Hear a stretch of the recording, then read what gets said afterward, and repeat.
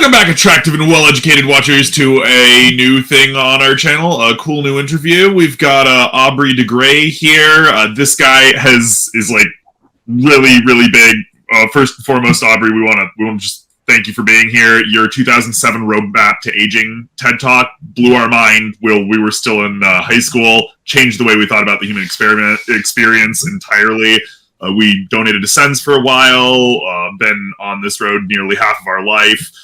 You probably were one of the big people who got us like started into science communication before we even knew we wanted to do it. And now we even have like a rabbit breeding operation specifically to monitor rabbit longevity and genetics. So long story short, we're a big fan, and thank you so much for having us. Well, thank you for having me. I'm eager to hear more about your rabbits. But well, thank you. Yeah. Yeah, for those who are not aware, now that we're done being a generic fan, would you care to introduce yourself? Sure, yeah. So my name's Dr. Aubrey de Grey. I am a biomedical gerontologist, which means that I work on the development of new medicines that don't currently exist, that will help people not to get sick when they get old. Simple as that. Excellent. And that, we really think that anybody with a head on their shoulders can get behind that. So, that's very inspiring. So, first and foremost, it's difficult. You work with diseases that are specifically about, when you get old, you get sick. But it's difficult for people to conceptualize some of how this works. What exactly is aging? What is the definition, the real actual scientific definition of aging? Yeah, so, I mean, you would think, since aging has really been the predominant preoccupation of humanity since the dawn of civilization, that we would kind of have agreed on the definition of it. But you're quite right. And to be honest, the reason why there is still such, ridiculous confusion about that is kind of deliberate. It's kind of part of what humanity has done in order to put aging out of its mind and, get on with people's miserably short lives and make the best of it. Try to ignore it until it becomes too late. And until the past couple of decades, that was actually pretty sensible. Because the fact is, not only could we not do anything about it, but also we didn't even have a plan for how we might be able to do something about it in the foreseeable future.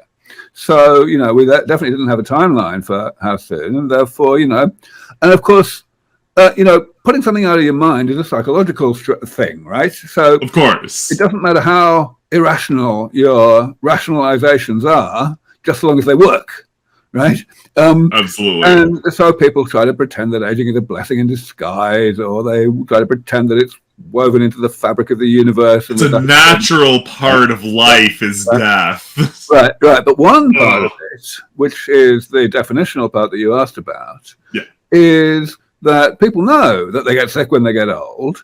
And so in order to maintain this ridiculous pretense that aging is not a disease or that it's like, a blessing in disguise or whatever, what they do is they have to carve off bits of it and call those bits diseases so that they can hate them, same as they hate early onset diseases, and just have the little residue that's left, which they call aging itself, whatever the hell that's supposed to mean. So really, it's just kind of treating the symptom, not taking care of the real problem. We haven't even got to treatment yet, but the point is just the terminology, right? The way people think about it. So there's this completely fictitious idea in people's heads that there are aspects of getting sick when you get old that are diseases and aspects that aren't. It's nonsense. It's purely nonsense. No, we're absolutely with you on this one. So the real answer, I mean, there are many definitions of aging that I wouldn't argue with, but my preferred definition is one that tries to cut through all that bullshit and demystify aging. And so what I say is that aging is simply the lifelong accumulation in the body of structural changes to the structure and composition at the molecular and cellular level that are caused as side effects of normal metabolism. In other words, of the normal network of processes that the body does to keep us alive from one day to the next. And the only other thing that comes into this definition of aging is that the body is only set up to tolerate a certain amount of those changes, such that for a while, until middle age or whatever, really there's no functional decline, whether physical or mental. But after that, the changes start to exceed what the body's set up to tolerate, and that's why we start to go downhill. Too many copying errors in the recycling of your cells or whatever? Well, I mean, it comes in a variety of different forms once you get down to the concrete details of what the damage consists of. Right. So there will be damage to cells that make them misbehave, like become cancerous, for example. Right. There's accumulation of waste products, whether inside the cell or in the space between cells. Things aren't clean enough, yeah. But there's damage that changes the biophysical properties, especially the elasticity of tissues. So certain tissues, like the major arteries, for example, need to be elastic in order to do their job. So there are chemical changes that happen over time that accumulate that make these things stiffer. Then there's damage that's not of the form of accumulation of anything, but rather loss of things. So loss of stem cells, for example. Yeah. That make it harder for our tissues to regenerate.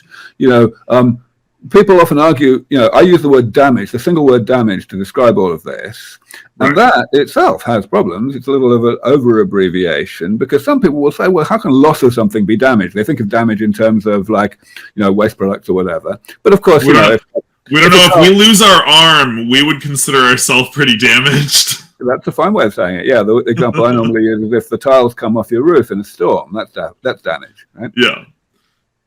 All right. So this one's a little selfish here, but because it comes with a little caveat, secondary question. What makes some people age faster than others? Why, for example, is Will Wheaton 50 years old and he looks like he's in his mid-20s, while Alex Jones is 2 years younger and looks positively ancient? What causes that? There's a lot that goes on there. So, of course, different species age at very different ages, right? At different rates, I'm sorry. But within a species, you've also got a variation, inevitably, because at the end of the day, genetic differences are bound to contribute to rate of aging. So that's part of it. Another part is environment, lifestyle, whatever. You can definitely do yourself harm and age faster if you smoke, for example, things like that. Of course, yeah. There's a third part, though, which is remarkably neglected. And when I say remarkably, it's not just because it's perhaps not so obvious. It's also because it was highlighted by two extremely prominent gerontologists in a general audience book at least 20-odd years ago. But it's left out, which is randomness. Now, here I mean randomness at the absolute atomic level, Brownian motion type randomness. Okay. Turns out that is really important in the very early stages of growth after fertilization. Because there you've got a very small number of cells. Within each cell, you've got a huge number of different types of molecule that have got to interact in certain ways. Right. Many of those molecules are rare. There's only a few copies of them, right? And they've still got to find each other, and that's random, right? So basically, if you get that a little bit wrong, then something may not be built quite as well as if you get it right. And so, for example, small deficiencies in certain micronutrients, certain vitamins, for example, in the diet of the mother, can have knock-on effects of that sort. So the result is that by the time somebody gets born, after they've had 9 months of development, right? Yeah. A whole bunch of stuff could have happened that will change, and so people are genuinely born at different biological ages, and it turns out, in other words, with different amounts of damage in their body. It turns out that damage is very much a positive feedback loop, such that if you are born older, if one person is born older than the other, then that will stay with them, by default anyway, throughout their lives. And it will make them get sick at a younger age, and it will make them die at a younger age.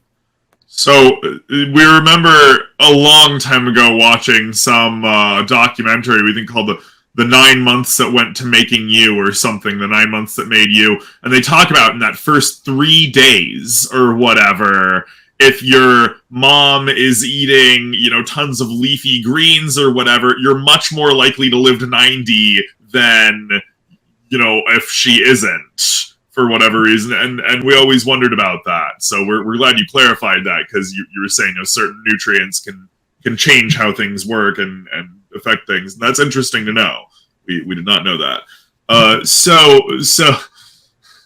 sorry, we're over here wanting to ask. So like, are we sure that the hate doesn't age Alex Jones so much? Well, so that's actually a fair point, because certainly there is very much a mind-body connection here. That stress in general is bad for you. Stress, right. At the level of what's going on in your brain, in your mind, does have an impact on the rate of secretion of certain hormones like cortisol.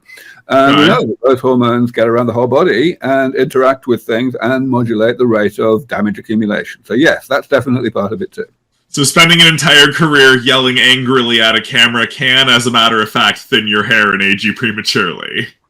That's pretty much it. Yeah, I mean, of course, some people just get a kick out of shouting at cameras, but but if you're genuine, so this is something that we can also talk about at the other end of the spectrum. If you look at centenarians, people who get to 100, right? Yeah.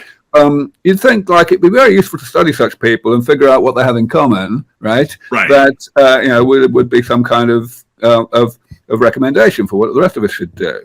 Turns out to be a bit of a losing battle. People have obviously done that. They've done their very best to figure it out, but they've got basically hardly anything in common. Some of them smoke, some of them get overweight, we remember reading an interview of like 20 centenarians or whatever, and the one, and we once upon a time we were really obsessed with those numbers, and we were looking at them. We always noticed that one of them is always a beekeeper.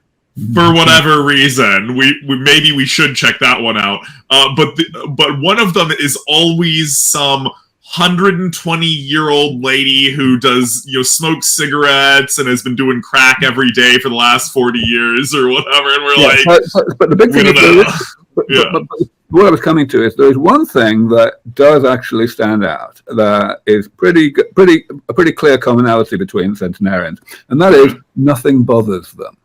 So they haven't necessarily had a particularly stress-free life, but when they get into a stressful situation, they roll with it much better than the average person.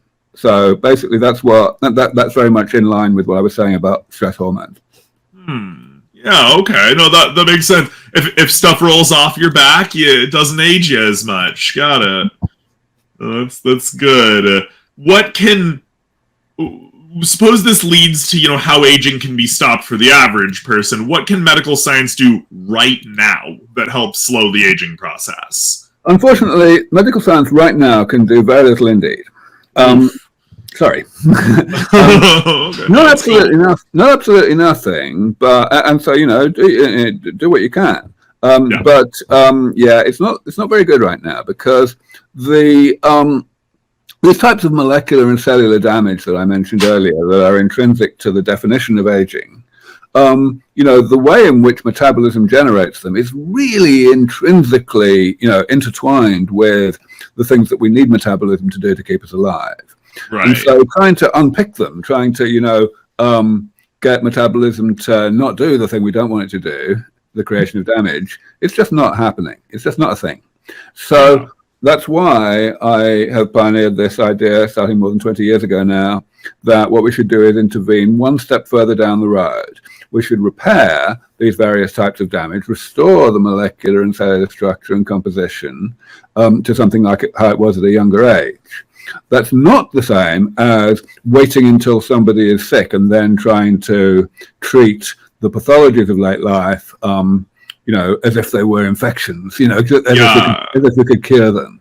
And actually, if I look back at the decade or so that it took me to really get the rest of my colleagues in the research community to understand what I was saying about damage repair, the fundamental thing that they hung up on for a long, long time was that that because damage repair is inherently a divide and conquer approach, that there's different types of damage, we've got to fix them all, it felt to them a bit like, trying to attack one disease at a time, when in fact, and the distinction is a bit subtle. So it took a while to really get that understood. It's very much understood now, but yeah. When we remember from your roadmap to aging talk, you talked about, metabolism leads to damage and damage leads to pathology, but there's a million different ways how metabolism can have an error or lead to damage, and there's a million different pathologies, but there's only so many types of damage.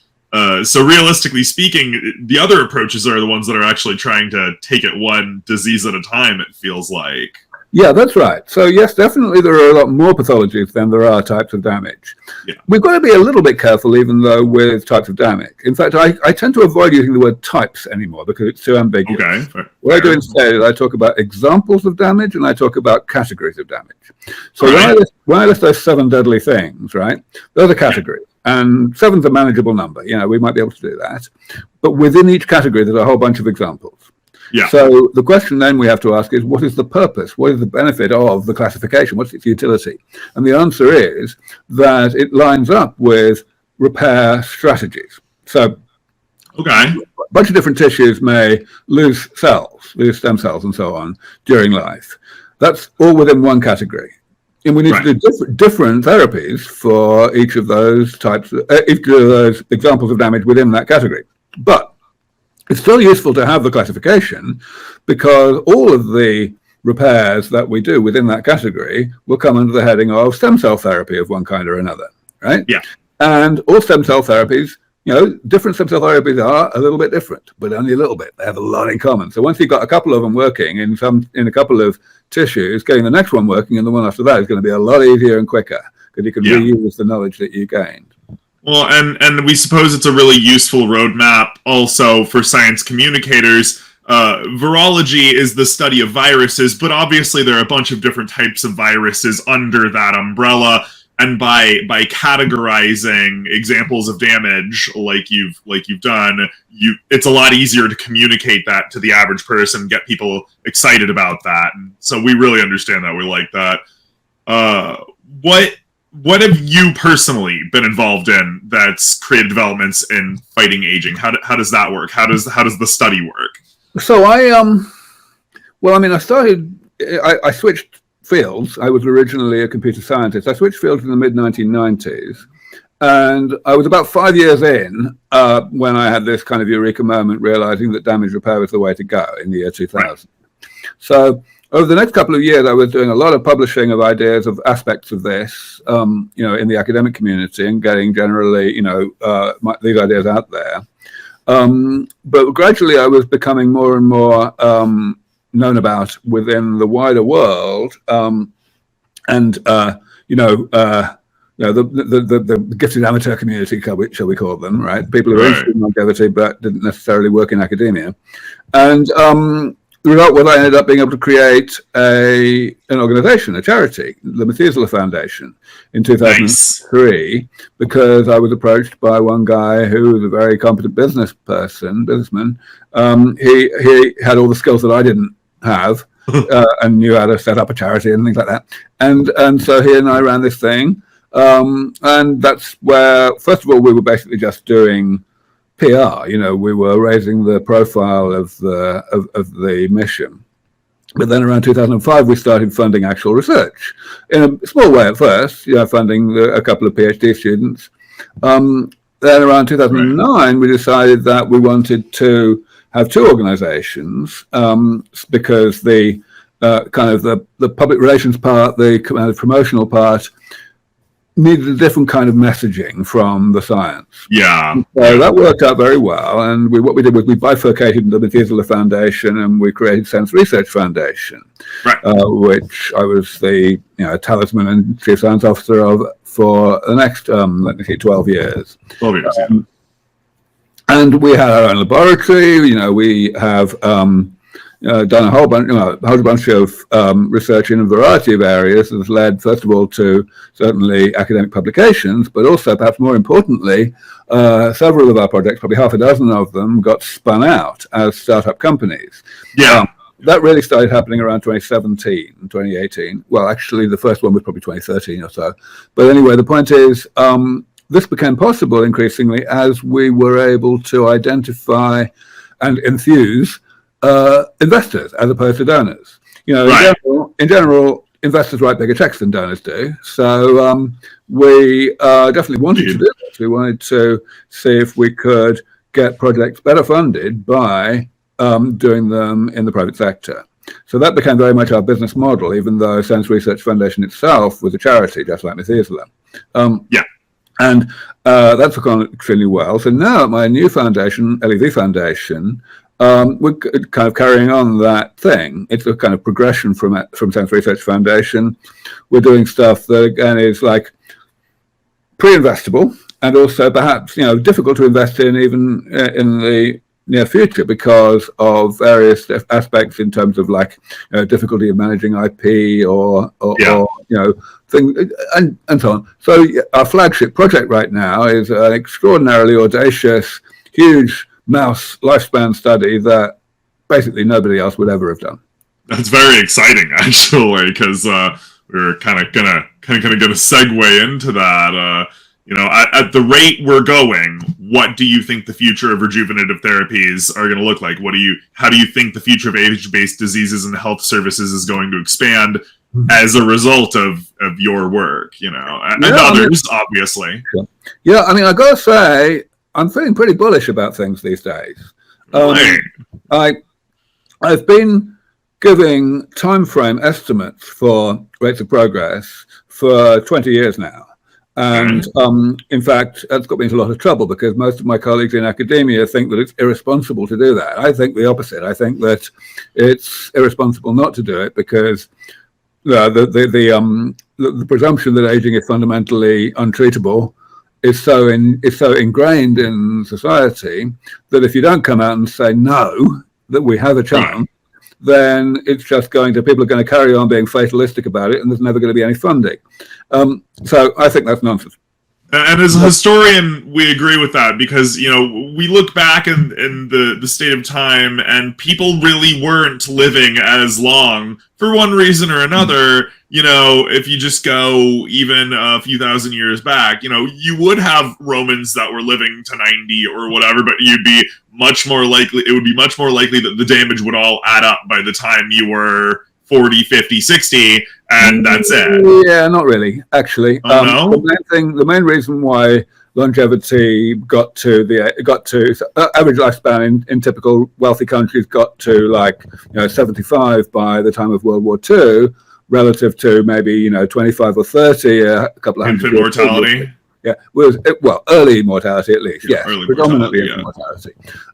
However, I don't want to quite stop there because it is important to recognise that life expectancy, average lifespan, has continued to rise since World War II in wealthy countries. Of course, it's a bit dodgy right now, what with the obesity epidemic and COVID and so on. But leaving that out of it for a moment, it's reasonable to ask the question: what drove the continued increase in mortality? And that was not reduction of infant mortality because that's done. There's basically already. So the answer fundamentally comes back to what I was saying at the beginning about what goes on in the early embryo, randomness, and stuff like that. The people who are dying these days at age 80 or whatever, of old age, were born on average into a more prosperous world than the people who were dying in 1950 or whatever. Right? And of course, prosperity is an enormous determinant of quality of nutrition. So, of course. Yes. So basically, we are getting towards the optimum biological age at birth that you can have, and that's why things were leveling off in terms of the rate of increase of life expectancy in the wealthy countries, even before COVID or anything. Okay, well, how can we fix that? What do you think the future is now? And we can only fix that by getting proper rejuvenation technology together. Okay. Basically, you can think of the fixing of infant mortality with just hygiene and antibiotics and vaccines and so on as the first wave, and that was basically completely over in the wealthy world by World War II. And we basically determined that that's a complete success. Yeah, because hardly anybody dies in infancy anymore, right? Yeah. And then the wave of what we can do just with optimizing our natural biology is basically over now. We've reached diminishing returns in the wealthy world. So now, we need a third wave, and the only way we'll do it is with rejuvenation medicine. Okay, and how are we going to expand rejuvenation medicine? What does that entail? Well, it's expanding all the time, but let me come back to the time frame predictions, because I've been very careful to be probabilistic about this. Clearly, this is pioneering technology, and we know perfectly well that any pioneering technology, you can't predict how long it's going to take. Right. People were saying in 1900 that powered flight was theoretically impossible, and it was done fairly soon afterwards. 13 years later, yeah.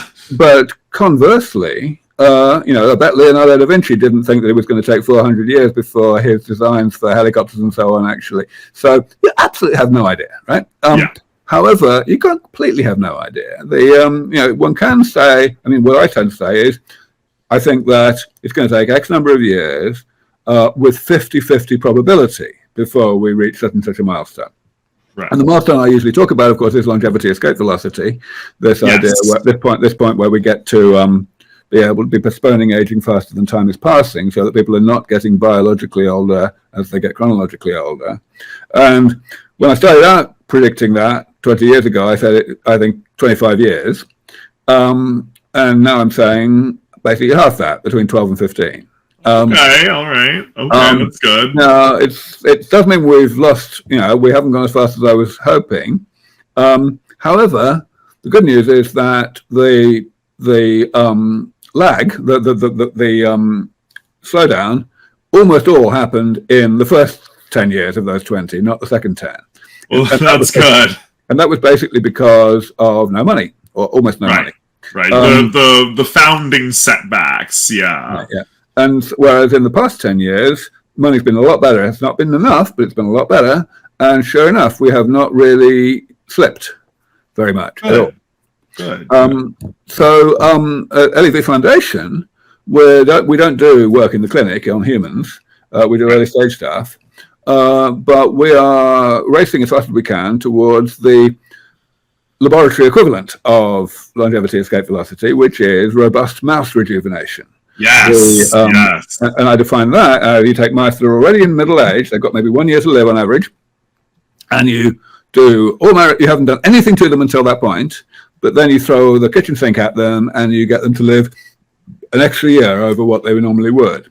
If you can do that in terms of average lifespan and also in terms of maximum lifespan, then you've got a real result that's completely impossible to ignore. That's maybe 3 or 4 times as much effect size as we can do so far. So far, the best you can do is basically calorie restriction, which works far better in short-lived animals than it does in humans. But even there, if you start early in life, you might get an extra year. But if you start late in life, like 18 months, you'll only get like 3 or 4 months.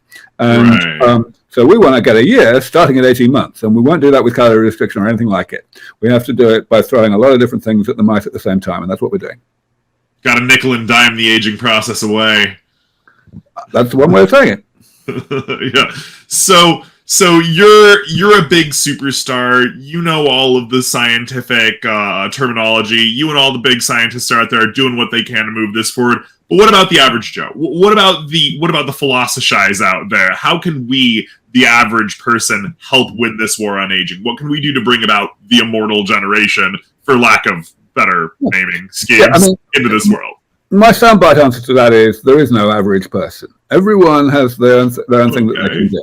So if you're wealthy, you can support the thing financially. If you're not wealthy, you can support it financially. The more I always say, when people say, "Oh, I don't have enough money to help," I always say, "Listen, the less wealthy you are, the more people you know who are wealthier than you." So true. So I like to make sure that people understand the advocacy aspect. Really important. Everyone's got friends, family, colleagues that they can influence, and of course, there's people who do podcasts. There's people like you who are doing their bit just by interviewing me. Just by raising people's awareness of all of this. Well, it's good. We're trying to do our part. So one thing we always hear. We hear this a lot. Like this is the founding one that we hear of why people at the lay level, at the common level, don't seem to want to hurry, and donate to this process. Is all the rich people will get it first? What's your argument against that, if any? So it's obviously ridiculous because even if they did get it first, that would only be, things would get cheaper because of public pressure and, commercial incentives, same as absolutely everything does. But much more fundamentally than that, the thing is, this is technology which everybody will know is coming before it comes. Yeah, and because you release regular updates and. Well, not just what I release, but it's a big topic of conversation. It's no accident that I do interviews every other day, and so do my other colleagues, my other high-profile colleagues like David Sinclair and Nir Barzilai and Brian Kennedy and so on. We're all doing it. So, the interest in this is insatiable. There's going to be no shortage of knowledge that this is coming before it comes. Now, that is critical for the question you asked, because it means that our elected representatives, the decision makers, the policy makers who actually determine how money is spent, are going to also be up to speed on what's coming and roughly how soon. And they're going to look at this in a variety of different ways. First of all, there's the humanitarian imperative. Fact is, health is a human right and all that. Right. But that's a weak argument, because we all know that, governments don't necessarily always do the humanitarian thing. Right. There is, however, the electoral imperative, which is pretty clear, really. If poor people have the same number of votes as wealthy people, and it's going to be really rather difficult to get elected unless you have a manifesto commitment to do this. And after all, our elected representatives have only one goal in life, which is to get re-elected. So, so that's a pretty strong argument. But there's another argument that's much stronger even than that. Completely. Oh, really? Tell us all about it. Which is the totally mercenary economic argument. The fact that today, when we don't have these medicines, because they haven't been developed yet, the overwhelming majority of the expenditure that wealthy nations put into medical care is for the health problems of late life. Mm-hmm. Even in the developing world, that is becoming true, because there isn't a single country in the world at this point that has an average lifespan less than 50. Outside sub-Saharan Africa, the minimum is 60-something. So this is a worldwide problem. And the thing is, therefore, if you can stop people from getting that way, you can keep people from getting sick when they get old, you save an unbelievable amount of money. So much cheaper to keep people young. So even if the therapies are quite expensive to deliver early on because they've just been developed, it won't matter. They'll still pay for themselves at the level of the government many times over in an insanely short amount of time. And the government will know that by the time they have choices to make. In fact, what we want to do, of course, is educate governments really a nice long time in advance, so they can front load the investment required in infrastructure and training of medical personnel and so on. Right. And so I spend a lot of my time trying to do that. But basically, there's absolutely no way that there will be more than about a day between the therapies being available to anyone and being available to everyone. Well, we figure Kim Kardashian will go on her Instagram and just like, hey babes, just got my first rejuvenation, y'all. And then literally everybody in the entire world will be like, well, why can't I have my rejuvenation? And also, the argument that we always answered back is like, well, logically, the first people to get the rejuvenations would not necessarily be the hyper rich. They would be the hyper involved. They would be the people who were directly helping and funding and so on and so forth, which, as you mentioned earlier, is not necessarily only wealthy people. There's plenty of people who are much lower income class like ourselves have been donating to the cause for a long time.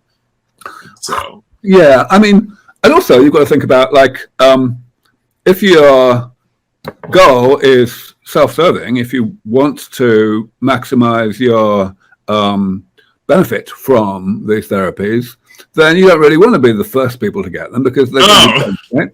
No, you want to be like Joe number 4,000 or whatever, after they've gotten all the king's swords out. Yep. Yeah, absolutely. No, definitely. Let the rich people fall on the sword first, right? So here's the last question we've really got before we go on to like a little bit more freeform. If you could change anything about the path we're taking right now, what would it be? What step would you snap your fingers and just have that step of progress be done today?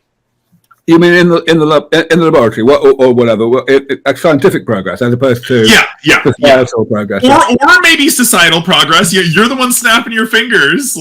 Well, societal progress is easier. It would basically just wake everybody up and get them to understand that aging is a medical problem. Right. Okay. But yeah, at the level of science, it's not really. No, there's no real answer to that because, of course, as I mentioned earlier, the damage repair approach is a divide and conquer approach, and as such, we really need to be pushing forward on a lot of fronts simultaneously. Right. And you wouldn't. Sorry to say, is there the most difficult one? That keeps changing over time. Little breakthroughs change the order, quite a lot. Even though it would take me half an hour to explain why such and such a breakthrough is important, etc. Well, those are all the mainstream questions we got. Is there anything specifically? You mentioned you wanted to talk about our rabbits earlier, so we're more than interested in talking about that. If you've got any questions or what have you. Well, of course, I'm interested in knowing what you're doing. How many rabbits? What are you doing to them? How old are they? So right now we have like 70 rabbits. We started with like just a couple of mated pairs about 8 months ago, and now we just can't get rid of them fast enough. So what we're doing with our entire thing is we're a zero inbreeding farm. A lot of people don't know, but inbreeding is extremely common in animal breeding circles, especially with rabbits and line breeding. So what they do is they keep breeding children to their parents, basically, to reinforce visual traits and things like that. And a lot of people don't know, but inbreeding is bad, okay? And it's not just for the generic squicky reasons that a lot of people think, but rather having two pairs of DNA or two sets of DNA is really good for when your set starts to break down. You want to have your backups. There's a two-word term for it in biology. It's called hybrid vigor. Hybrid vigor. Oh, we like that. Please tell us a little bit more about that. Well, it's just the technical term for what you just said. Oh, okay, fair enough. Thank you. As gene pools get smaller in both human populations and other animal populations, we tend to see that animals that have a higher inbreeding quotient tend to age more poorly as things break down. They don't have as much background material to go off of. And in larger gene pools, more diverse gene pools, animals tend to handle aging a bit better, maybe even live a little bit longer. So our founding experiment with this farm, this rabbit breeding operation that we're doing, is to try to see if we can, and we hope you don't mind, we rip you right off here, to make a robust rabbit. Try to track which of our rabbits live the longest, which of our rabbits remain fertile the longest, which of our rabbits maintain the lowest eating to the longest lifespan, etc. Find all of the potential variables that we can that may or may not give a rabbit a longer lifespan. So, rabbits on average live 5 to 8 years. We actually have a couple of 5-year-old rabbits that we got when they were 5-year-old, and one of them is just punching them out. So we're very impressed with their fertility even this late. And rabbits only live to like 8 years at max. But what if we could get a rabbit that lived to 10 years on average? What if we could go further than that? We could make a 20-year rabbit. This could potentially change. We hate to sound all like crazy and revolutionary here. It could change the way we think about our animals and our pets and companionship with other species to be able to make with human hands companion species that can live as long as we can. Right. Okay, so let me talk about that a little bit more. But first of all, one question. So how much do you know about the ancestry of your rabbits? In other words, how many generations have they been in captivity? We don't know that, but all of them are Rexes and Lion's manes, so they're fairly bred. They're fairly heavily bred because Where did you get them from?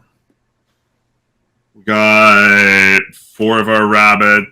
Okay. We got Bunny Boo we got from some random breeding farm. Another one we got from like all the way across the state in Ashland. A couple of our rabbits came down. Most of our rabbits are just random mutts that All right, came but from you didn't like go out into a field and catch them yourself. Oh no. Right. So the situation is pretty similar with laboratory mice. So laboratory mice are also very much inbred. There are different strains, but and typically, mouse strains that are used in the laboratory have been in captivity for a century, literally. So, they've developed, the exact same kind of problems you talk about. Lack of hybrid vigor is a problem. Yeah. Different strains live for different amounts of time, but in general, they live less long than wild mice that have not been in captivity for very many generations. Right. There are other things that end up being selected for. One big one is they're selected for not being particularly interested in escaping, right? Right. Yeah. Right. So you can pick up a lab mouse by its tail, and it'll say, "All right." It won't complain. You try and pick up a wild mouse like that, it'll bite you. It'll bite you. Yeah. And so that's actually why very few experiments in biology are done with wild mice that have only been a couple of generations out of the wild. Doesn't work very well for anybody. They're just so hard to work with. You need really trained technicians to work with them at all. Graduate students wouldn't touch them with a barge pole, right? Because the phenomenon you're describing is very well known, but what can you do, kind of thing. Now, when we come to companion animals, that's also very exciting. So people really, care about their companion animals, obviously, and if we had treatments that could get cats and dogs to live healthy longer, then that would be very popular. But it's very hard to work with them. First of all, they live longer already, so the experiments take longer. Secondly, what we'd really like to do is to treat these animals in the community. We'd like to give treatments that people can give to their dogs, in their chow or in their food or whatever, right? And so there is now some work going on in that regard. My friend Matt Kaberlein, who's a professor at the University of Washington, is running an important project in that area. He's just starting a company in that space. So it's happening. But again, it's been very slow in coming. It's just logistically really difficult to do. So there's a lot you could probably learn from these kinds of things, but there's also a lot that you could inform. Because I don't really know. I don't think I know anybody who's actually working on rabbit aging. And really? That feels good. Yeah, every species is different, right? And of course, then in mice, we keep them typically in what I call a specific pathogen-free environment. So they are very sterile and everything, whereas, of course, companion animals are kept in the community. So you guys, so then we come to the breeding part. So if you're breeding for longevity, how are you going about that? Are you like taking rabbits that seem to get to a particularly old age before ceasing to be and they were still fertile, so you take and then you breed them together, kind of thing? Is that the idea? Yeah. Generally speaking, we're trying to obviously right now our operation's very small. We say we have 70 rabbits, and then we go on to say it's very small, but that is very small for rabbits. Oh yeah. Totally. And unfortunately, at this point, there's a degree of hand picking because we need to manage the business in the background. We don't get donors to breed rabbits. So, yeah, totally. So we are to a degree, breeding for soft fur and stuff like that. But we're also tracking our oldest does and our most productive does to see how they age and how quickly they age in comparison to what the standard projection should be. And if does do particularly well, like our two oldest, Violet and Victoria, they're like our only really named ones. And both of them are over 5 years old. They're litter mates. So they run what we call Gene Line 2 right now. And all of their babies are given specific attention because they come from older mothers that are already past their proposed earliest time of death. So there's a professor at UC Irvine called Michael Rose, who likes to describe himself as John the Baptist to my Jesus. Largely because he started making a nuisance of himself and saying aging ought to be fixed like 20 years before I did. Oh no. He works with fruit flies. Okay. Yeah. And he shot to fame as a grad student, actually, when he was able to very strongly increase the lifespan of fruit flies. In fact, I think double the lifespan initially. Oh yeah. Okay. Initial work, just by doing basically what you're doing with your rabbits, but obviously on a larger scale. Right. Taking the progeny of flies that were fertile for a long time. So in other words, basically, you got your flies. You know how old they are when they were born, and you Right. you wait and you let them have offspring, but you throw those offspring away until some number of days old, and then you transfer those flies into a new vial, new test tube, and you just wait and see which ones are still having offspring. Let them get old, yeah. And those are the offspring that you use in the next generation to breed, and so you selectively breed for late fertility, and that is very, very strongly correlated with a delay in everything else to do with aging. Really? Okay, that's okay. Good. That's the right path. Oh yeah, that was a strong prediction of evolutionary theory already, but Michael was the first person to really show that it was true experimentally. And the thing is, those flies, that was in the 1980s. He started doing this work. Right. Yeah. The descendants of those flies are still being bred. This selective breeding is still happening, and the longest lived flies now are like 5 times the age that the original ones were, if not more.